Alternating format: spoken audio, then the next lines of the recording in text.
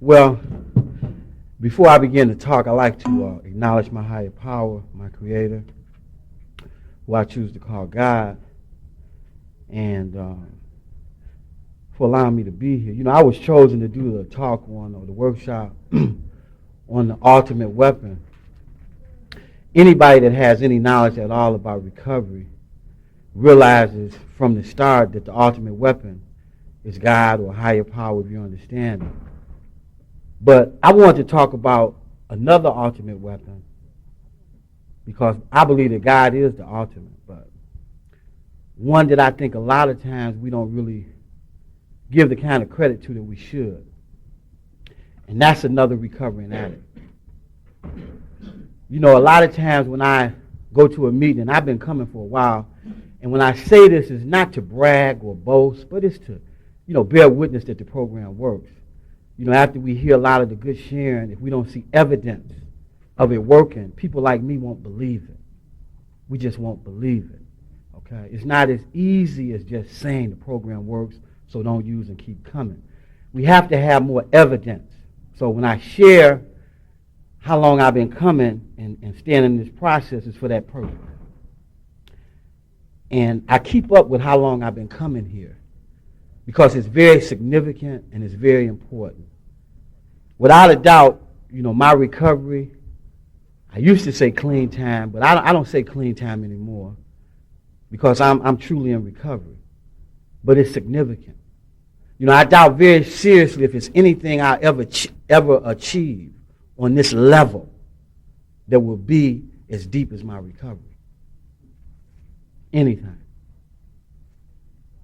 Because for the simple fact that in the process of recovery, God has used me to do something far greater than I could ever do myself. And I'm not just saying that so people can say, hey, that's a great talk.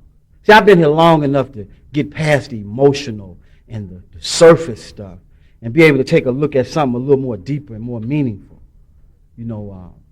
I believe that I'm probably, without a doubt, the most blessed addict at this convention. Surely I feel grateful to be here. And God knows that. And that's what's important. But I've been coming 14 years, 9 months, 2 weeks and 4 days. And the reason that I'm saying that is because that's how long I've been in the process. Getting into this process is not easy. And I watched a lot of people die trying to get in this process. I've watched a lot of people lie to themselves and tell themselves that they were in the process when in reality they wasn't in the process. For the ones who don't know it, lying is a big part of our disease, the disease of addiction. And we call it a lot of names. Denial, that's a fancy name for being a liar. They don't say you're lying, they just say you have a difficult time accepting reality as it really is. In my neighborhood, they call that lying. See, then they have another way of lying for the ones that just don't want to be as bad as people like me. They say he's or her, she's rationalizing. They're justifying. They're minimizing. You see what I'm saying? So we come in with a lot of denial and rationalizing and minimizing and whatever. Okay. And it's real important to get honest. Real important. I'm not starting anything, but I'm an outspoken person. I believe in living my life. That's something I don't think anybody else can do. And a lot of times I think we apologize for being successful. I'm a winner. I'm a winner. You know what I'm saying? And I've seen hundreds try to become winners and they couldn't. See, I'm not a winner because I'm clean and I'm not using. That's only the beginning. You see what I'm saying? See, that's only the beginning. I know that. And I also know what it takes to win. One of the things that kept me here, besides the grace of God, because that's what brought me and keeps me, but was another addict. See, I remember when I came and people told me that they hadn't used in a while, and I was so insane, I couldn't believe it. And I remember watching those people. And I remember when I didn't believe myself that I could change, those people told me that I could. Not only did they tell me I could change, they helped me. Not only did they help me, this is the ultimate weapon. Another recovering addict. And I say recovering addict, not addict. See, because you could be an addict and be a scandalous person. But once you get into this process, you begin to change. See, one of the things I got here that I never got in my life, and some people ain't ready to give it. And when you get it, you know you got it.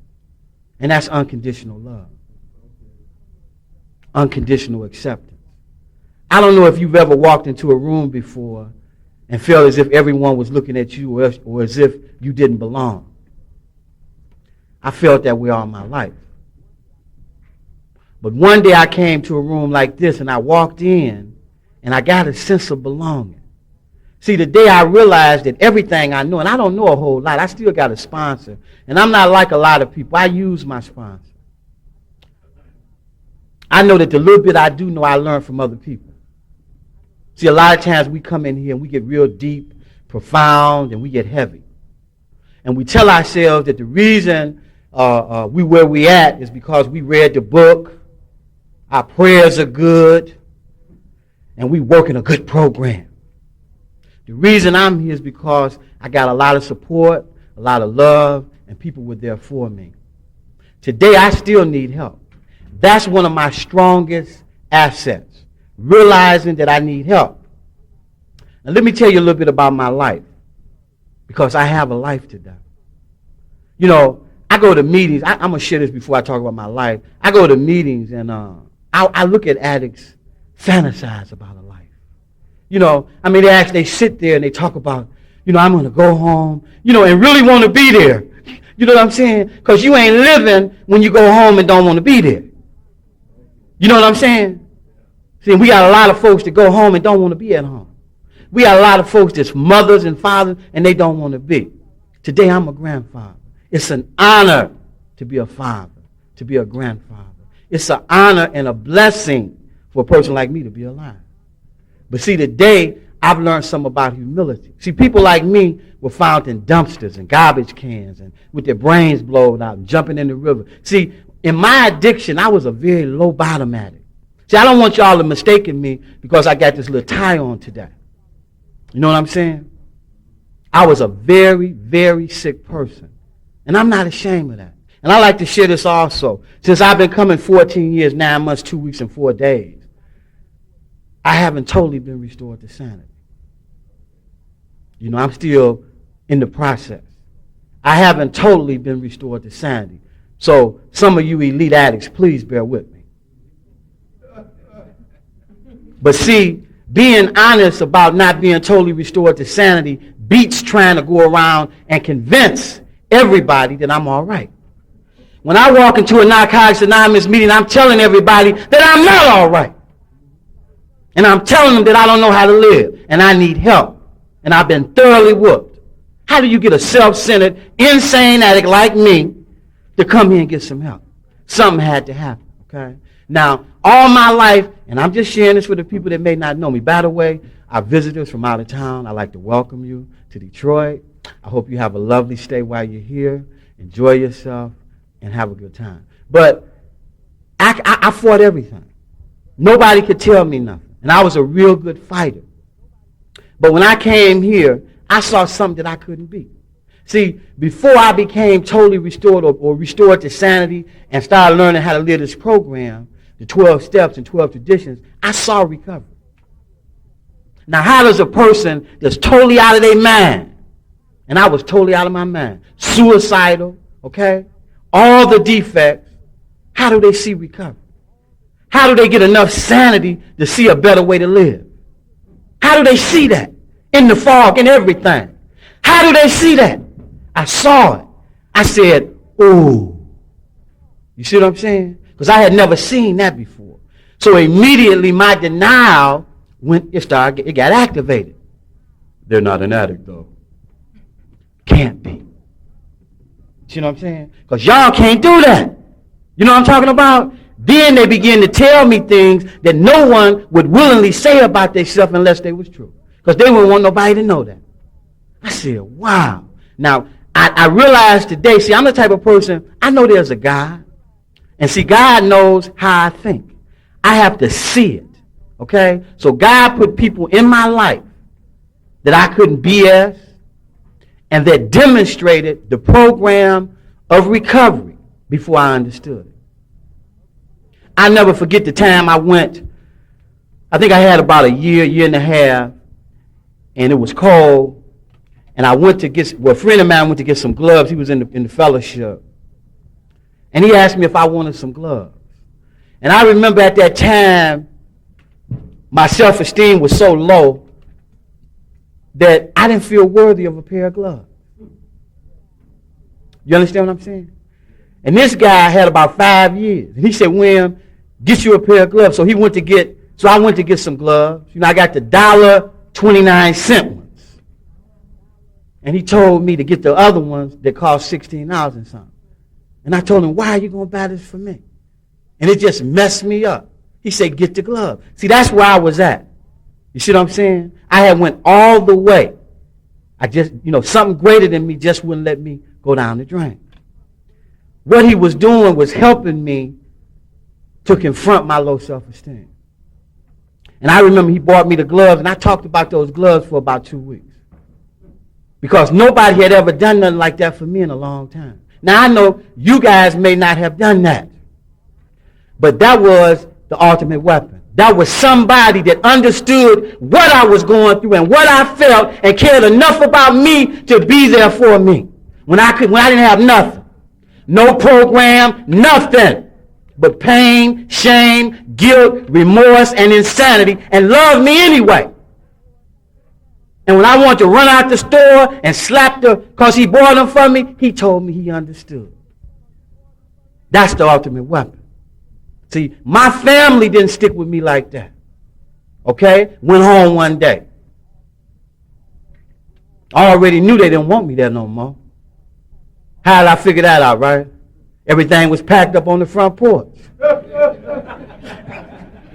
You know what I'm saying? So I imagined that they wanted me to leave. And this is my family. Okay? Now, you know what added insult to injury was my sister had the audacity to let me hear her pray that I died. Say, we are so sick of him, we wish he would die. Now, this is my family. Okay? Now, here's another addict that went through what I had went through and made it out and cared enough about me to be there for me. The ultimate weapon. See, when I came in here, I didn't have any knowledge of what was going on with me. Okay? No knowledge. I go as far as to tell you that I was a derelict. Do anybody know what that is? A bum. Don't care. They don't have them anymore. I'm the last. Take a good look. But see, I'm not ashamed. I don't feel bad about it. That's where my addiction took me to. Now, if I can come here and talk about it, and you don't have to go to those levels, great. I've never seen a successful addict that was practicing. Now, the reason that I say I was a derelict and I was totally insane and I was mentally ill and I was out of my mind is to give you an idea of how the ultimate weapon worked in my life. When I was in my addiction, I hated myself. Now, you don't hear addicts share that. I hated myself. I remember once being in the Cash Quarter. For the ones that don't know, that's the best part of Detroit. Say, William, we tired of you. We don't even want you hanging out with us no more. I said, man, I'm tired of me too. I just ain't got nowhere to go. And that's how I felt. I was tired of me. I was tired of thinking about what I had did, about what I had become, the lies, the game. I was tired. You know what I'm saying? It didn't make a difference anymore if we broke in somebody's house or panhandled on the corner or robbed somebody or stole a car. It just didn't matter no more. You know what I'm saying? I wanted to die. I gave up. You see what I'm saying? Again, something wouldn't let me die. And on top of that, more people were put in my life. See, I got so much love since I've been here. I have never in my life ever got this much love from nobody. But you know why I got the love? Because God finally, as I understand him, put me around people that understood what I was going through. So for the first time in my life, I wasn't judged. And I was given the right to be a human being and to recover from my disease. See, a lot of people just wrote me off. You know, the derelict on the corner, he's nothing, never be nothing. We'd be better off with him dead. But I finally got around people that understood what was going on with me. And I remember in the middle of my addiction, I remember times wanting to do the right thing. I remember times wanting to hug people and tell people I loved them and go on a picnic, and then the addiction would take over. I was never all bad. Even when I robbed those folks, in the back of my mind, I didn't want to do it. But I was powerless. I had lost control. The ultimate weapon. There were days when I wanted to give up. And let me share this about where I was at in my addiction. I was a dying addict. You know, a lot of people just come here because they ain't got nowhere else to go, or they just trying to check out what's going on. I crawled in here. You know what I mean? And I'll never forget the day I got here. And I realized today that my best thinking didn't get me here. I didn't intellectualize and intellectually say, well, I'll go check out Narcotics Anonymous. Maybe I can get some help. Because I was too sick to even understand what Narcotics Anonymous was all about. Something did the thinking for me. And I'm going to share this with you, and you may not understand it. Like a guy told me, don't throw stuff away real fast. Keep coming. When I came here, the reason that I stayed was because people were there for me. That don't sound right, do it? Because how does an insane addict that's suicidal, that's got all the mental disorder, and let me share this with you for the ones that don't know me. When I came into the meeting, half of the people here did not want to deal with me. I was sicker than most. Okay? And I'm not saying that to brag, but I'm qualified. You know, some people don't go all the way to the garbage dump. I did. You know, I used to talk to cars. You know what I'm talking about? I used to talk to myself. You understand what I'm saying? See, I'm not ashamed of the depth of the addiction that I went to. I'm not ashamed. And if I was ashamed, I wouldn't be ashamed here. I shared with a guy once. He said, man, that guy really went through a whole lot. And I'm sitting up there giving open talk. I said, well, what did you go through to be here to listen to a derelict? Because you listening and you understand it. So what did you go through? See, so a lot of us haven't been restored to sanity yet. So we don't understand how sick we are. But anytime a man that's insane like me can say something to help you, don't that tell you something? Don't it tell you something? Now, when I tell you what happened after 10 years of my life, you're going to be like, wow, why is he still telling people what he used to do? He's not doing it now because it's my story and it will help somebody else because it helped me. But if I don't tell you where I started from, when I tell you the other things I'm doing, you'll be like, oh, well, he was doing that all the time. I was not. Okay? I wasn't expected to even get this program. Everywhere I go, I've been an underdog. And I'm used to it. The reason I got this program was because there were people there that cared about me. And let me share this with you. I'm not naive by any stretch of the imagination. You don't come here 14 years, 9 months, 2 weeks, and 4 days and stay naive. Not dealing with people like y'all. You understand? So I've been woke up years ago. And I don't talk this program, I walk it and I live this program. I don't just talk the program. I'm not going to quote from the book. I got a life today. See, there's a lot of people that's sitting there thinking, wow, what is he talking about? Because you ain't been around me. See, a lot of people, let me share this with you. If you're around fakes and phonies, don't put it in your mind that everybody's playing. There are a lot of people that's not playing. And I'm one of those people. You see what I'm saying? I don't have to come here and tell you this and walk away and say, oh, I gave a great talk.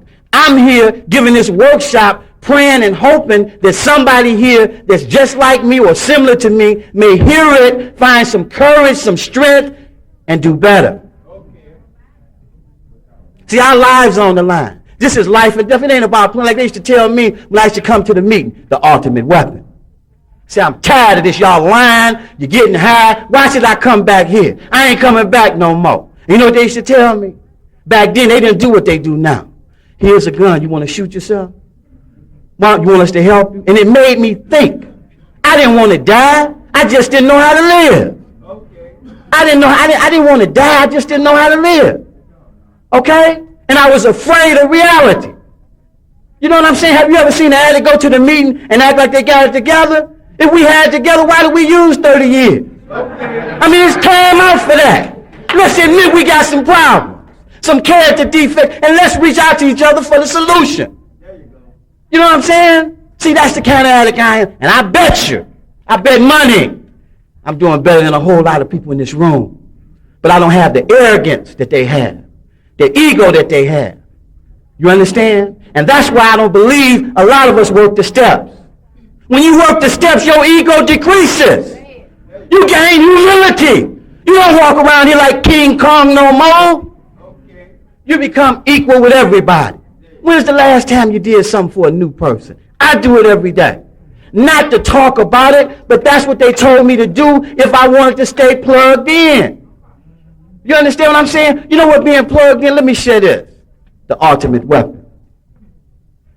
A lot of times we're not plugged in as strong as we think we are. See, if you plug in a little bit, you get a little results. But see, if you're going on and sticking in, see, you can't be afraid to live.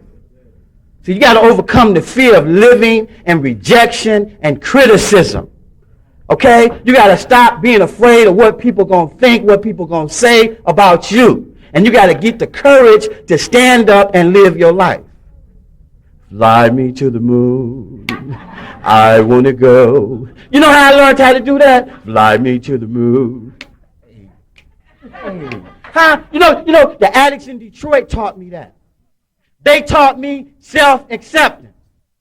And you think that's weak? Do you accept yourself yet? You see what I'm talking about? See, I ain't talking about talking the game. I'm talking about living it. I love and accept myself today. And if I can love and accept myself, I can love and accept somebody else. I ain't talking about, that surface love. What was the young lady that made that record? She said, real love. Because that's why I'm still here. Somebody like you, the ultimate weapon, cared about me before I cared about myself.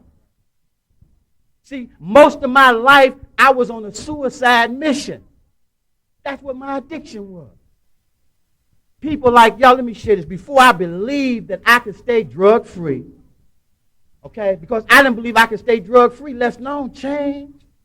Don't tell me about being a daddy and going to school. I can't stop using. And in the ultimate weapon, another recovering addict told me that I could stay drug-free. We say that all the time, but we don't really listen to what we're saying. You know how we tell people, you ain't got to use no more? When new people come through, you know how you tell them, you ain't got to use no more. From this day forward. See, we telling them that there's hope. And then they look at us like, yeah, right. And they start following us around. Yeah, okay. Where the coffee? You know what I'm saying? Huh? And then if the addict don't use, 2-3 months later, they at the door telling another addict, you ain't got to use. Huh? Where did that come from? The ultimate weapon. In the book, it say the therapeutic value. The ultimate weapon is far greater than any treatment approach. You see what I'm saying? This works. See, I heard somebody earlier say that coming here was like having a family. They were right. But when you really think about your family, what do you think about? Do you always think about positive things? Are they always happy, joyous, and free? No. And it's the same thing here. You see what I'm saying? It's the same thing here. You know, the ultimate weapon. One of the reasons why, and I got real courage today.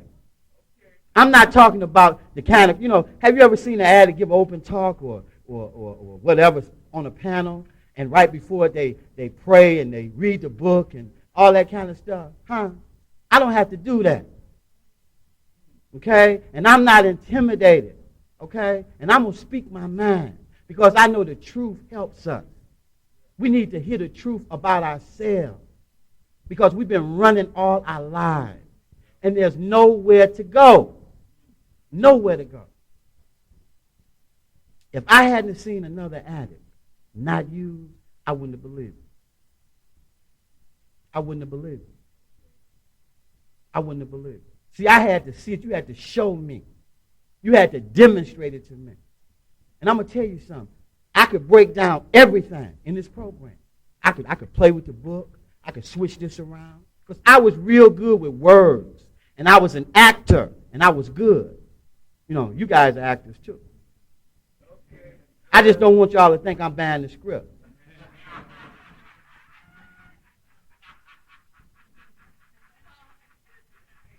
Let's take a break here. Because if you ain't living it, you're just talking. You see what I'm saying? But I saw people live this program. And you know what happened when I saw them live it? I got courage. I said, wow, look at that. Because I had never seen that before. You know what I'm saying? I had never seen people like y'all get honest.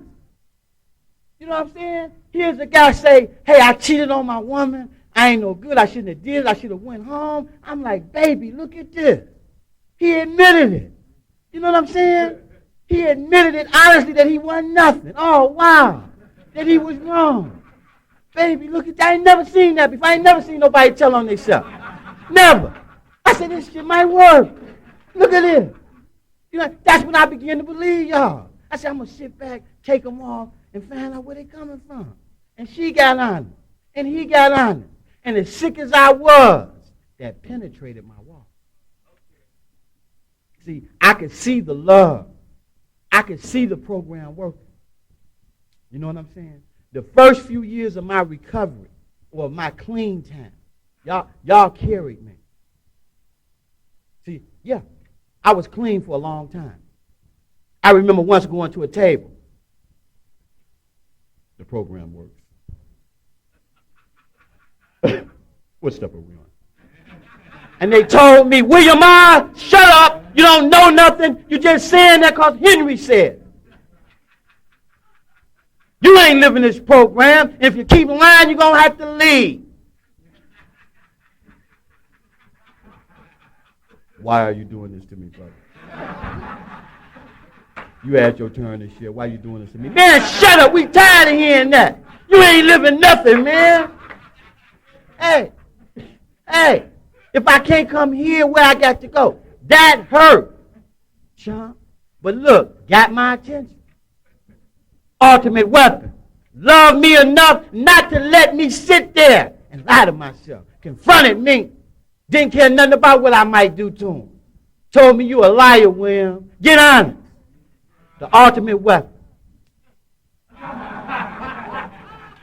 And guess what? My feelings stayed hurt for a long time. Because, see, I was real sensitive. You know what I'm saying? Behind James Cagney. I was a real sensitive Boy Scout. But I never forgot that. I said, when you come to these tables, and I started telling people, you better be honest. Because somebody might, you see what I'm saying? So you better be honest. So I learned that if I was going to come here, I had to get honest and talk about myself. You see what I'm saying? That's something I never did before. I never forget when the ultimate weapon looked at me at the table. We watching you. We watching you.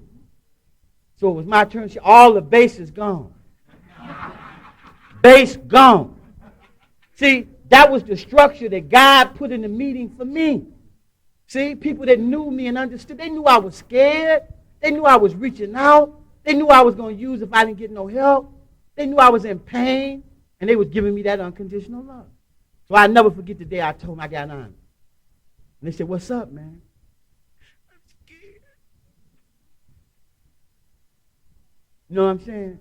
I mean, this is the same guy that was out there robbing people. The player. You see what I'm saying? I left my mask at home that day. Huh? And I had a whole closet full of masks. Good evening. Good evening. Huh? And I just became a dying addict that day and told them I was scared. That was big for me. Okay? Y'all taught me how to accept rejection. Y'all taught me how to do what was best for me. The reason I'm saying this is for the new people. This program sometimes is not easy. You can know what to do and still can't do it. Go home and hug your wife. Hug your husband and tell them you love them. Spend an hour a day with your kids. Pray for somebody you don't like. Hug them. See, this program demands we grow up. You can't stay here and not grow up. Haven't you seen us holding our breath? Huh? What they tell us in the book, look, if we don't change, now listen to what I'm saying. The ultimate weapon told me this.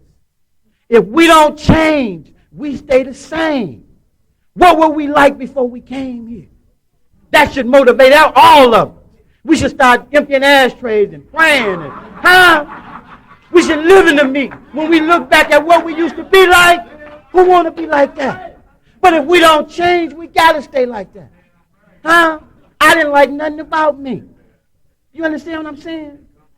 But do you understand what I'm saying? Who wants to stay that way? See, when we co-sign other people's stuff and people please, we don't help them. We help them to stay sick. That's why I'm up here telling it like this. When we hear the truth, we get stronger. See, a lot of us are confused and we lost. See, we've been like sleep. You know, I remember the heroin addicts used to always talk about they want to nod. You know, they want to go to sleep. See, in order for me to stay here, there's certain things I got to do. I got to become an ultimate weapon. See, a lot of times people say they're carrying the message. Carrying the message is one of the biggest challenges I've ever had. See, when you carry the message, you got to give unconditional love. Now, I'm going to share this with y'all, and I know y'all ain't going to believe it. I don't have any resentments against any of these addicts in the Detroit area that's in the fellowship. I don't have to like everything they do, but I don't have to have a resentment. See? How many resentments do you have? You know what I'm saying?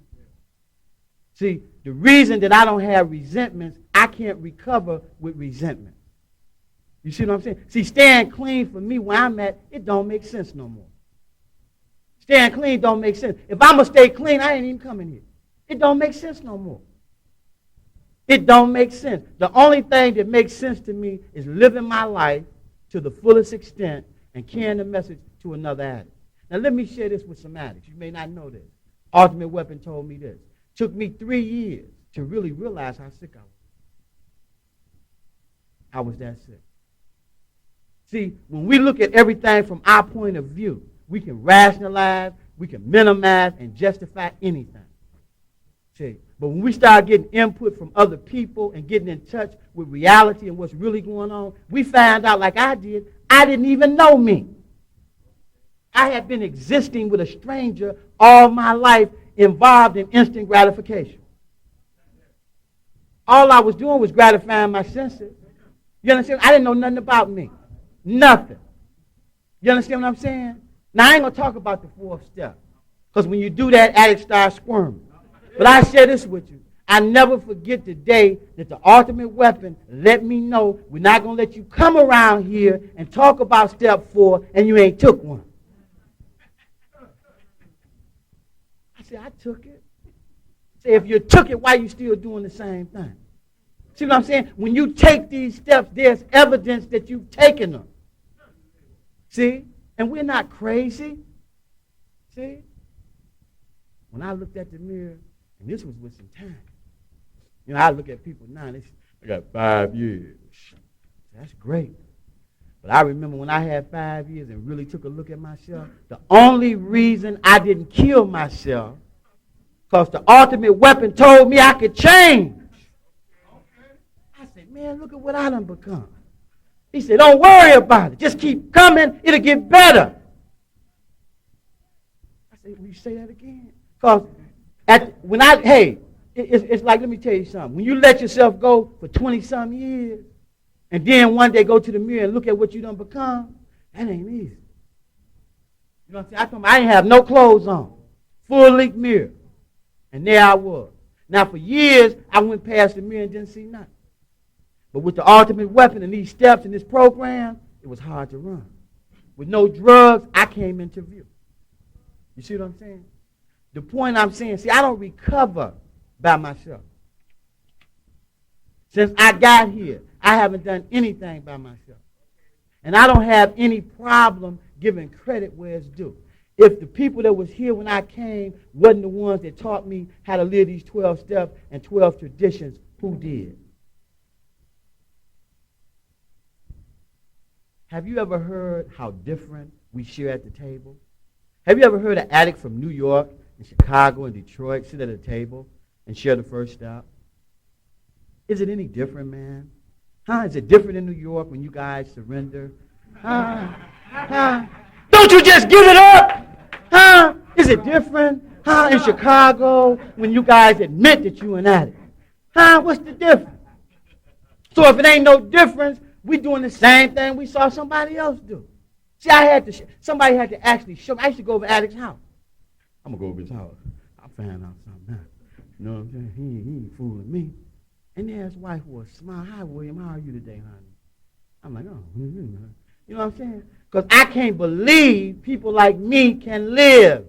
I haven't had enough evidence. I haven't had enough proof. You telling me to give up my drugs, change my whole way of life, get honest, and you ain't showed me where the benefits at. This is the greatest thing ever happened to me. The best thing. I'm telling you.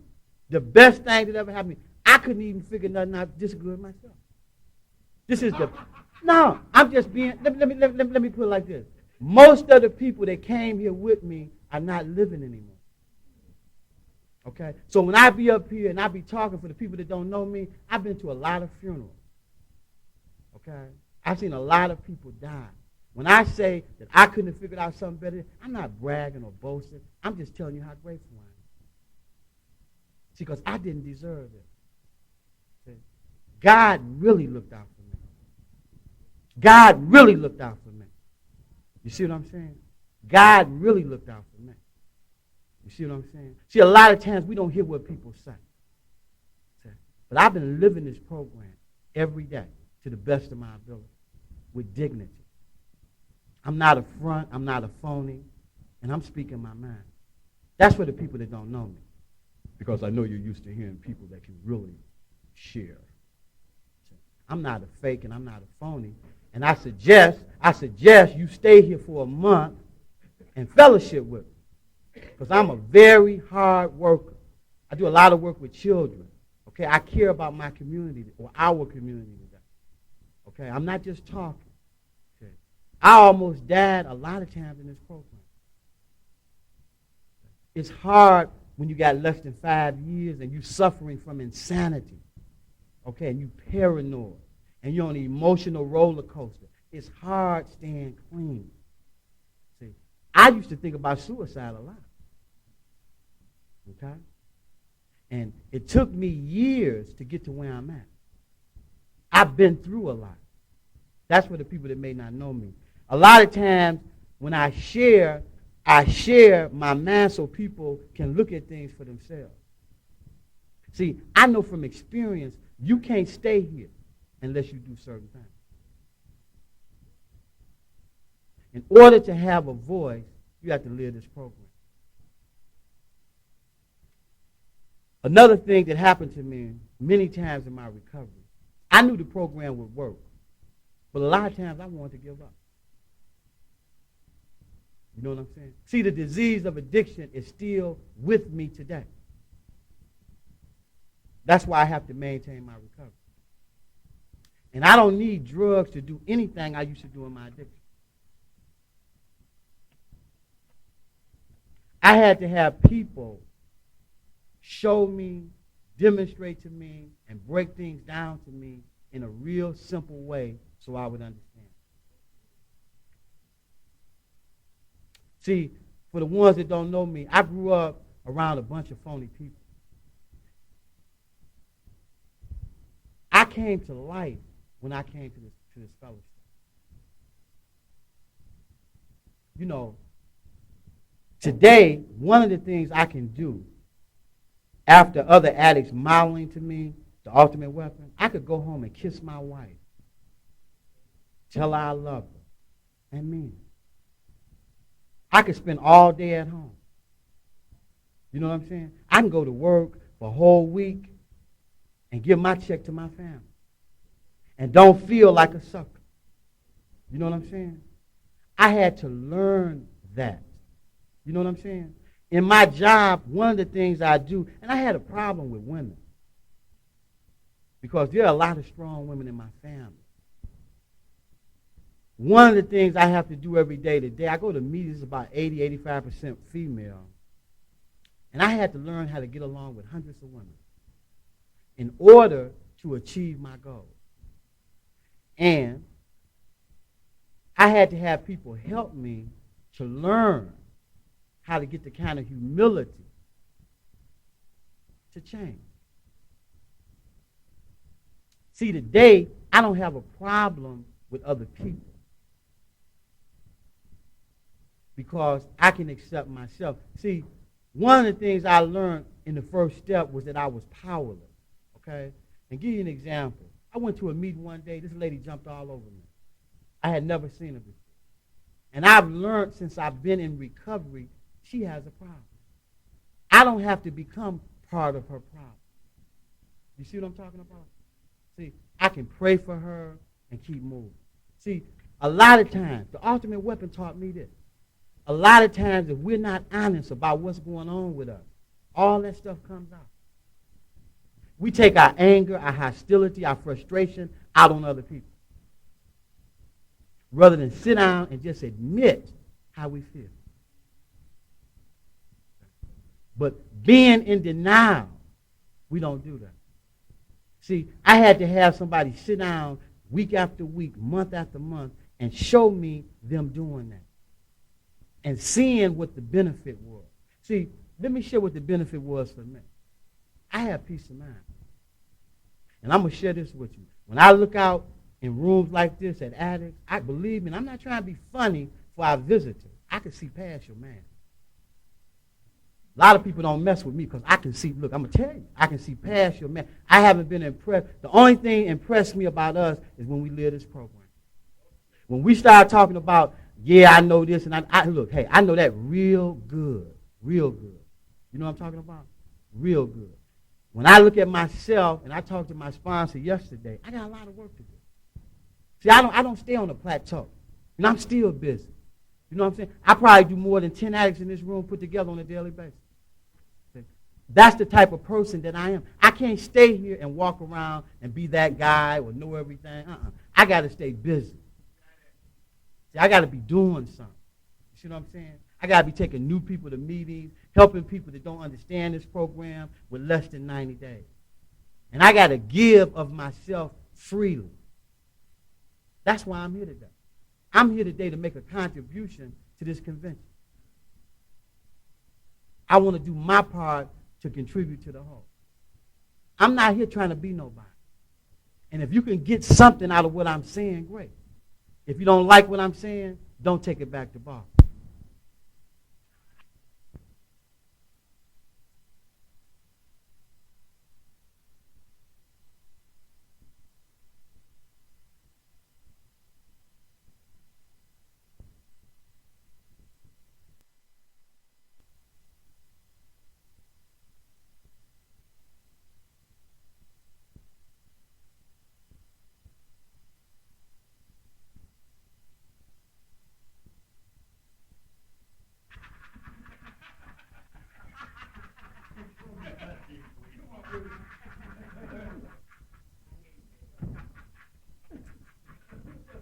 What can I say?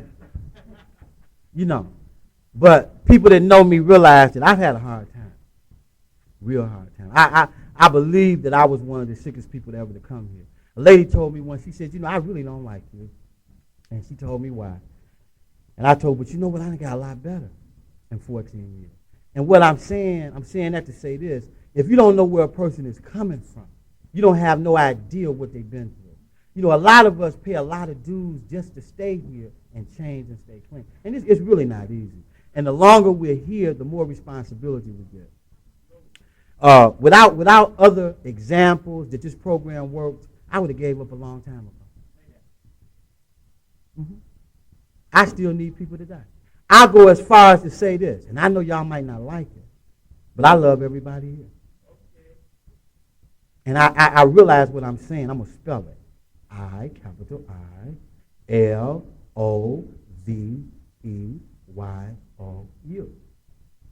And I mean that. You see? And it ain't because it's the right thing to do. It's because people like you may not have been here, love me when I didn't love myself. And that's why I'm here today. You see what I'm saying? And as long as I live, I've always got to get that back. See, that's what I believe. It's principles. It's not based on what people think about me or what's happening or whatever. It's what I believe. Now, before I came here, nothing ever worked for me. And I'll never forget that. You know, I used to strive, before I met the ultimate weapon, the recovering addict, dosed in the grace of God, I used to say, I'm not going out for 2 months. I'm going to stay in the house. And I'm not going to use. I never could do it. I'm not going to hang out with them guys because every time I hang out with them, I get high. I'm going to go over here. It didn't work. I'm only going to smoke weed on Friday. And I'm going to have this on Tuesday.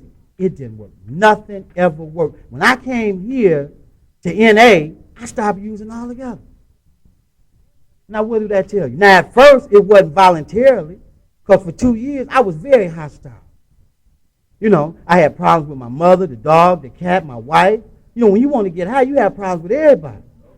You know what I'm saying? Very, very uncomfortable. Reality was hard. I was sweating. Taxes was high. You know what I mean? Too many police in the neighborhood. You know what I'm saying? It's a crisis. You know what I'm talking about? Because I wanted to use wasn't nothing right. See, when they took my drugs from me, I was lost. See, now I had to deal, and I didn't know how. How do you deal with reality after you done ran all your life? You look at the ultimate weapon. You look at other recovering addicts, what they're doing in their lives to stay clean and recover. See, and let me share this too. There's a difference between an addict and a recovering addict. Yeah, there's a difference. And I'm not saying that, now all the addicts in here, don't get mad. If that's where you at, that's where you at. You know what I'm saying? That's where you at. You got to accept that one day if you expect to grow. My sponsor told me I needed to listen for a whole year. Mm-hmm. Told me when I came around him, he didn't want to hear that. Because I go to too many meetings, I run a community center, and I tell people what to do too much. He told me just shut up. You know how he used to check and see if I was being quiet? He used to call my wife up and see my wife and ask, is he shutting up and listening? And I was like a stick of dynamite. Because nobody had ever done me like that. And what he was telling me in a way that I could understand is that in order to grow and develop and be all you can be, you got to go to another level. You just can't stay where you're comfortable. You got to be stretched to another level. So that means things got to happen that never happened before. You understand what I'm saying? You got to use your mind more, your body, your spirit. You got to listen. You got to get humble. No? So they made me board of directors of one of these meetings. And it's about 12 guys. All of them over 60 years old. Now I'm at the head of the table. I'm going to tell them what to do. For the first couple months, I have never in my life been criticized that thoroughly. One day I wanted to cry. I mean, but it was great because they really let me see where I was at. Wasn't no hiding there. Wasn't no I quit. You're going to deal with this. Huh? And that's what I needed. See, today, that's why I don't run from criticism. They helped me grow up a lot. And they have a lot of respect for me. One of the things I realized from my examples, if you want to be respected, you got to do something. You got to deal with something. You just can't walk around here and be respected because you're here. You see what I'm saying? You got to do something. It takes a lot of commitment, sacrifice, and a lot of work and determination. See, I work real hard every day. Let me share this with you. I picked a sponsor that had achieved more than I had.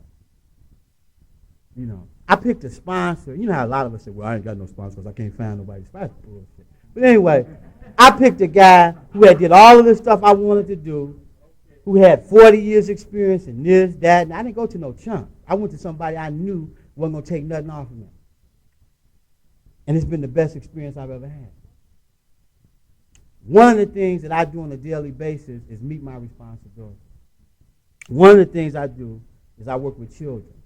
And I do it because I want to do it. And what I have become for these children is an ultimate weapon. Mm-hmm. We have a tutorial program, and we have a 12-step study meeting. We have a tutoring class, and we have a computer class. These kids come from families who their parents are addicts. So they're very dysfunctional. And when they come in and see me, I'm the one there telling them that you can do it. Don't give up. I'm having one of them days, Mr. R. Don't worry about it. Come on, let's talk about it. You know what I'm saying? And I do that every day. I have 2 classes because I believe that what was given to me when I came here, if given to those children, they will excel and they'll never use. Yesterday, they really tripped me out.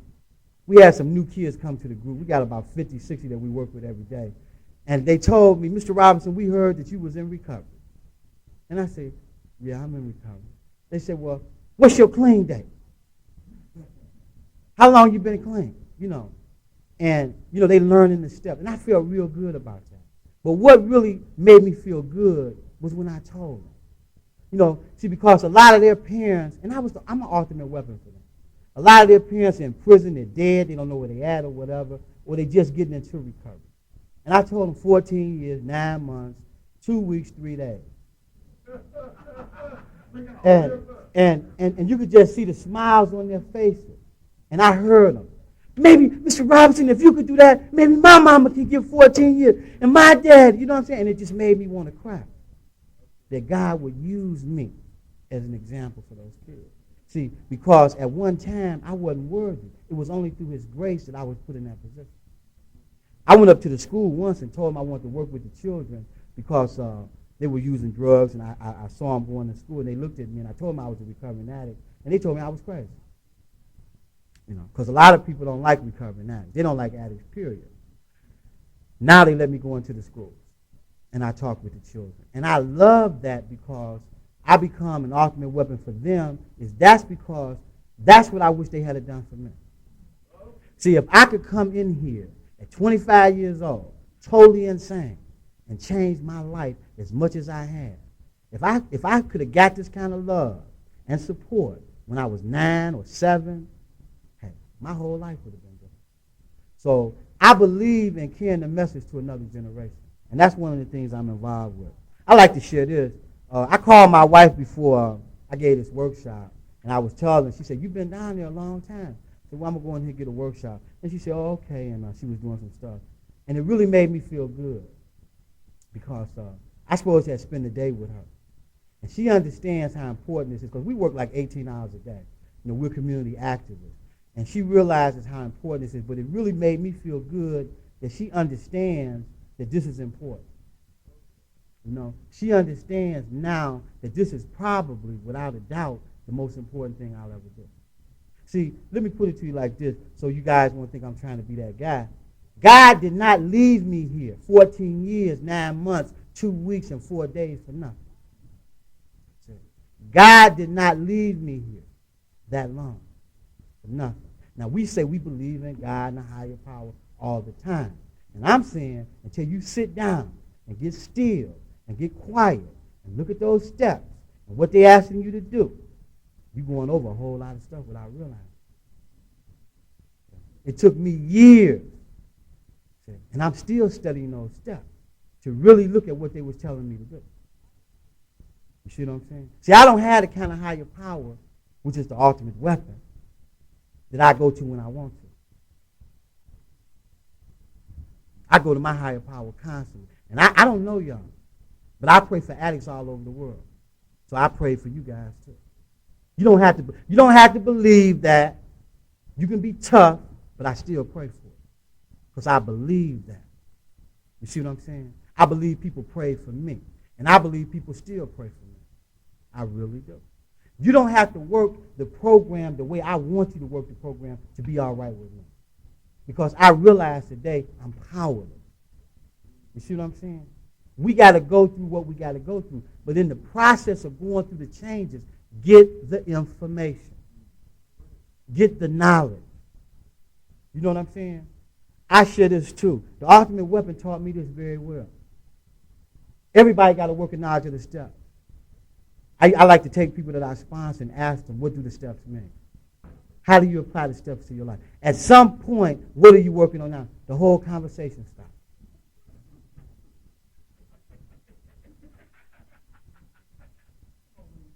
Usually the people that get me to be their sponsor are usually in trouble or desperate.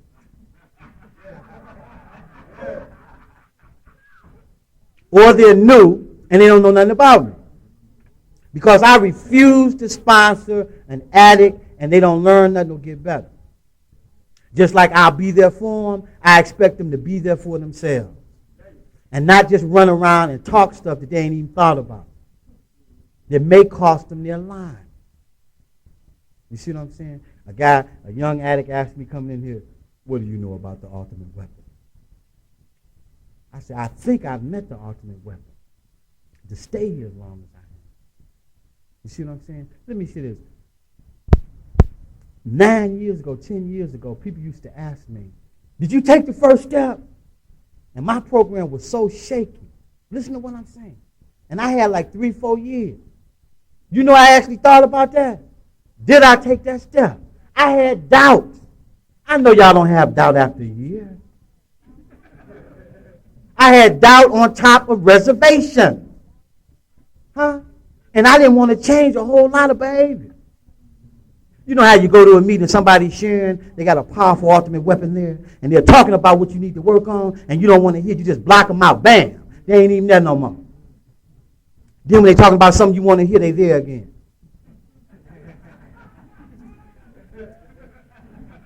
If they really say something you don't want to hear, if they're really a good ultimate weapon, you don't like them no more. I don't like him.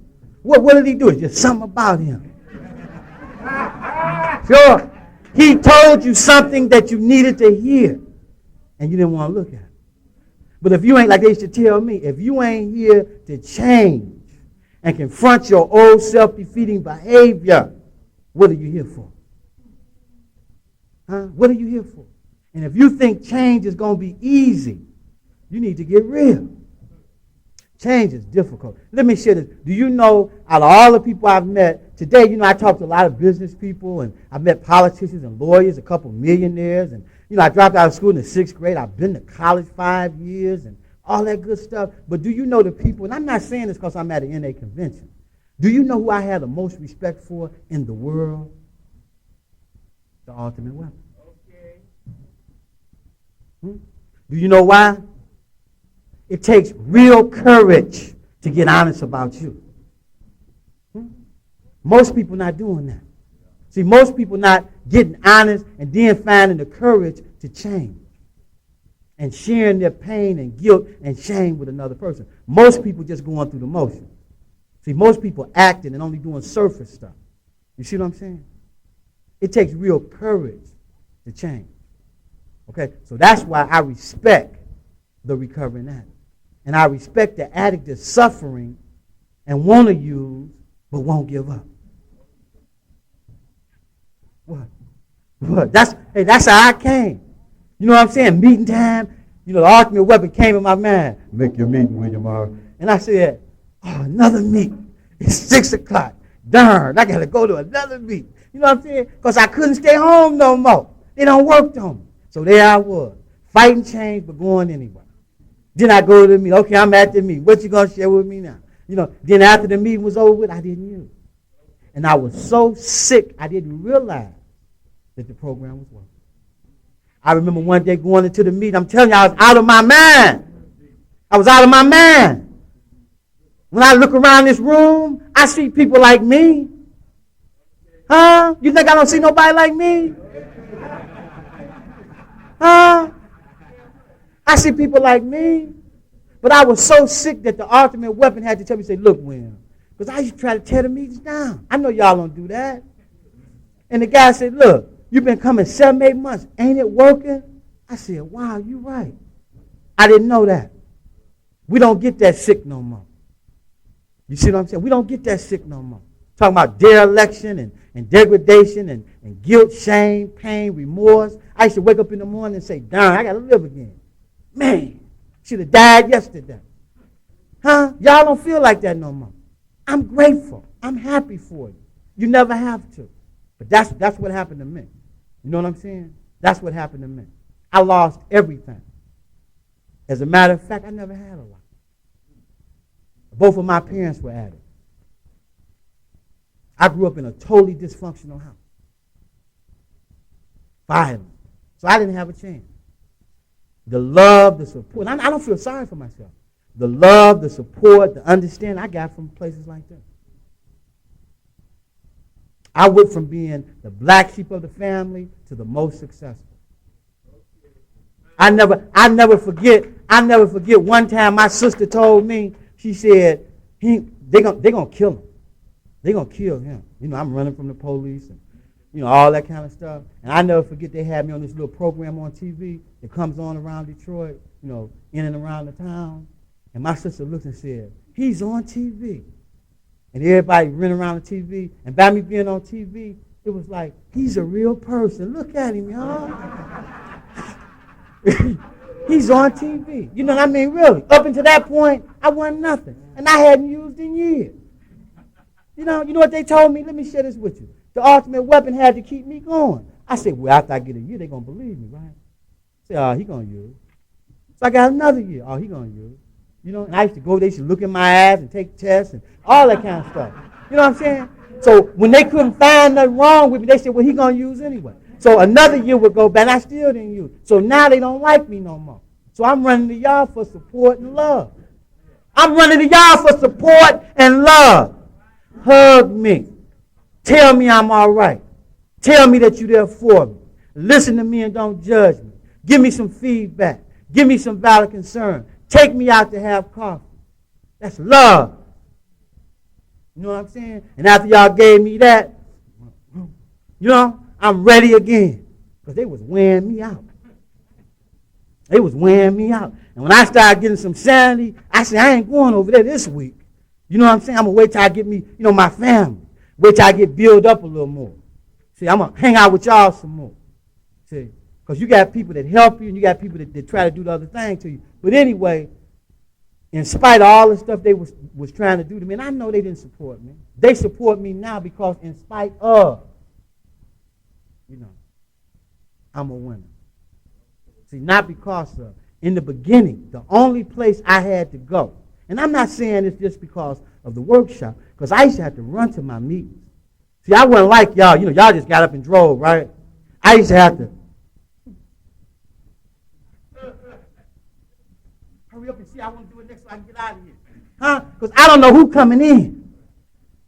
They used to tell me, William, don't be scared. You ain't got to be afraid of nothing. I said, that's you. You know what I'm saying? Huh? You know what I'm saying? All the stuff I had did. You going to tell me don't worry about it? Huh? I know somebody going to come in here. Huh? What you talking about? Huh? And you know what? A couple times I left meetings and ran into people. And then nothing happened to me. And if you had been with me and told them not to do nothing to me, they would have shot you just for that. Yeah, for real. And the stuff I had did to them, please. You see what I'm saying? I went to a meeting one time. See, my road to recovery has been real hard. It's been real hard. But I ain't gave up. And I'm not going to give up. I want my life to be an example for any addict to look at and say, hey, look what he came through. Look what he went through. And get something out of it. That means a lot to me. You know what I'm saying? I went to a meeting once, and there was an addict came in. I was on the 8th and 9th step. I never forget it. I said, I'm doing this. And he came from the other day. He had just came to the meeting. He said, he a darn liar. He's a scandalous, rotten, dirty. You know what I'm saying? But that was a challenge for me. You see what I'm saying? And I knew that guy carried guns. So the challenge was either I was going to give my meeting up or I was going to come back. And I had to come back without a gun. I had to come back to, because see, if I brought a weapon to a meeting, I would lose my meeting. See, I got to come here unarmed.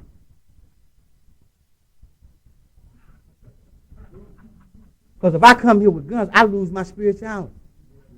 You see what I'm saying? I lose my spirituality. So I went back to the meeting knowing that he knew I was going to be there. And he didn't bother. That's stepping out on faith, believing it. You know why? Let me share this with y'all to show y'all where I was at. You know the only reason I went home and prayed? Because the ultimate weapon told me to. Over and over and over again. You know what I said when I first came here? Pray for what? I'm just being honest. I thought people prayed that was weak. But see, when I stopped getting high, reality started getting with me, I started getting uncomfortable, didn't want to go back, I started saying the serenity prayer. You know, just out loud. Okay? It kept getting difficult, and the next thing you know, I got down on one knee. You know what I'm saying? Or just one. See, it got so hard, I got down there and stayed so long. My wife said, "Ain't you going to the store? What's up?" "Oh, God, please, and please, please." You're going to get with praying if you stay here. You see what I'm saying? But people had to teach me and tell me the ultimate weapon. It's okay to pray, William. It don't mean you're not a man. We all need help, brother. Get honest. That's what you're here for. I had to hear that over and over, over and over. You see what I'm saying? See, if you ain't going to use the drugs, you got to use the program. Over and over, over and over. Hey, well, you know, just what they should tell me, being a tough guy. Say, if you don't take step 3, go back to 2. If 2 is too hard, then go to 1. If you don't want to get with that, go back to the addiction. That's the next step. Do some more research and come back. And I'm going to share this with you. Nothing has happened that would ever make me live. Nothing. And I went through a whole lot. But I don't even entertain the idea of leaving. For what? To go to what? Now, that makes a lot of sense. Who would want to leave, right? We relapse every day. See, I believe, and this is what the ultimate weapon told me, relapse is a choice. See, we don't have to relapse. I don't care what we go through or what happens. We don't have to relapse. Now, that's what I mean when I say that I'm an ultimate weapon. And I've been believing that for 14 years, 9 months, 2 weeks, and 4 days. So if I can weather the storm that long, if I can go through changes that long and not use, don't tell me what you can't do. I don't want to hear it.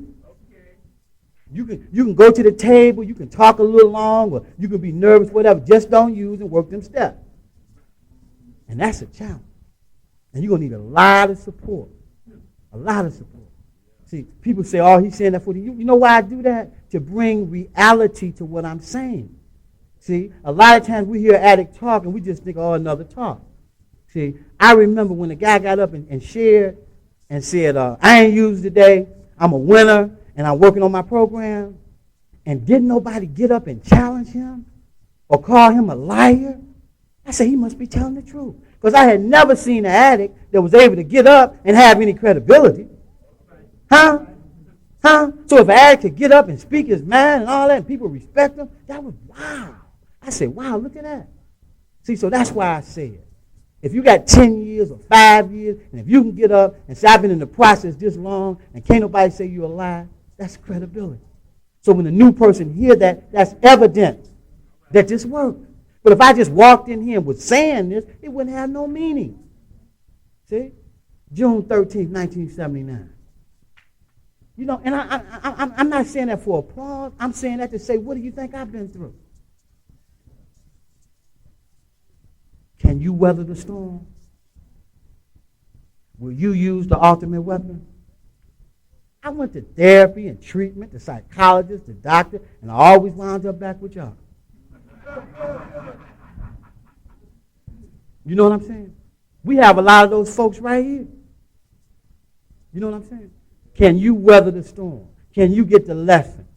Can you learn from others' experiences? Because that's why we give talks. to share our experience, strength, and hope.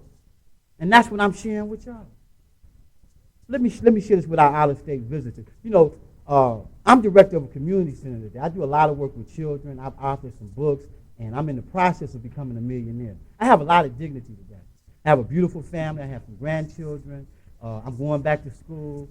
I'm a happy person. I got some peace of mind. I love myself. I'm happy with that. But when I share with people what I've been through, that's what I've been through. But it's nowhere near like that today. You know what I'm saying? Nowhere near that today. But that's the reason I shared that, was to show you how I evolved. Okay?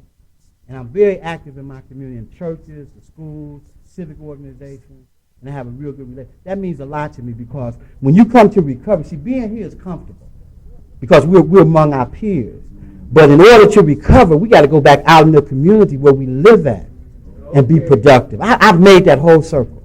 That whole circle. You know what I'm saying? And I'm not saying that to brag or be better than. I'm saying that to say that the process works. The process works. The day at a time process, recovery, it works. I went the whole circle. It works. I like to share this, and then I'm going to close. I go to a lot of crisis. You know what the crisis center is? Well, I like to say what happens when an addict don't surrender, and they have a lot of emotional and mental pain, and they just have either a nervous breakdown or a mental breakdown. We have a lot of that. And I go to the crisis center quite a bit, and I get to see myself in those situations. I also go to mental institutions, and I get to see myself heavily medicated. And I also go to jails and prisons.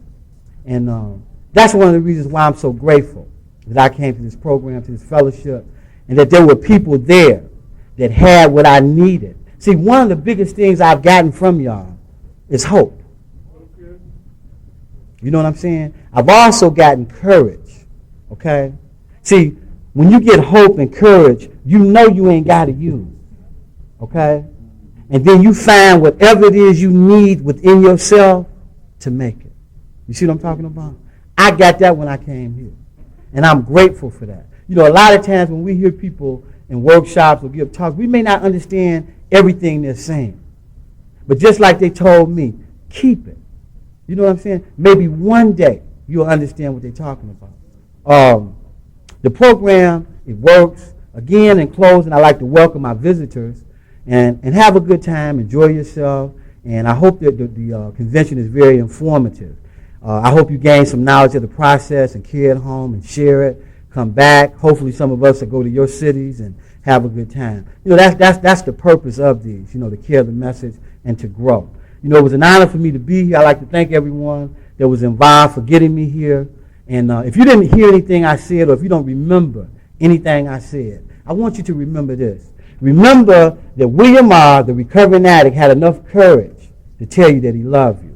He had enough courage to say thank you for being there for me. Maybe one day you'll be where I'm at, and you'll have the courage to say the same thing. Thank you.